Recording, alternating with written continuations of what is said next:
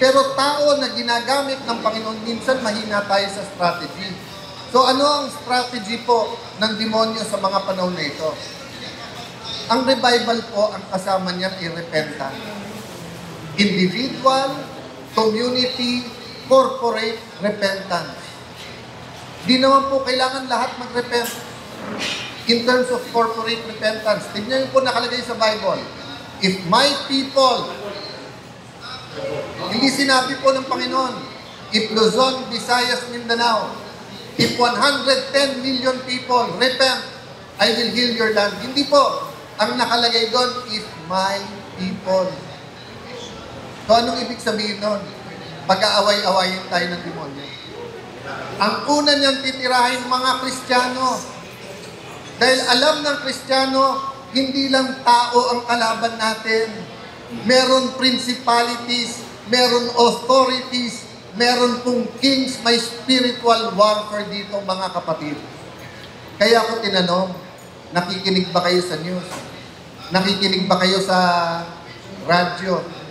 Nanonood ba kayo ng TV? Nagbabasa kayo ng Facebook? Kasi sa mga panahon po ngayon, kung sila pakikinggan natin, talo na tayo. Pero kung salita ng Diyos ang ating papakinggan, nakikita mo na, bawat bira sa JAL ang natutumbay yung demonyo. It's your choice, mga kapatid. Hindi titigil ang bira sa inyo. Hindi titigil ang bira. After magsalita ni Joel ngayon, magpapalakpakan tayo. Pero maniwala kayo, lalong lalakas ang bira sa kanya. Bakit?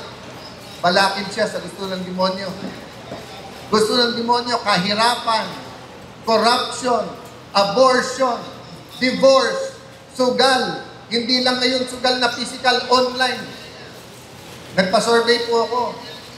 88 to 92% ayaw na ng sugal na online. Anong problema? Natabunan na ng corruption. Wala pang corruption sa BIR? Wala pang corruption sa custom? Wala pang corruption sa kahit saan natin tingnan sa bansa? Malilinis ba yan pag flood control lang? Hindi po.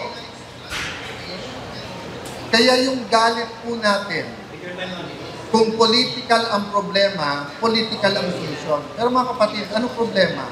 Spiritual o political? Kung hindi tayo naniniwala sa Diyos, at naniniwala tayo, tao lang yan, madaling isolve.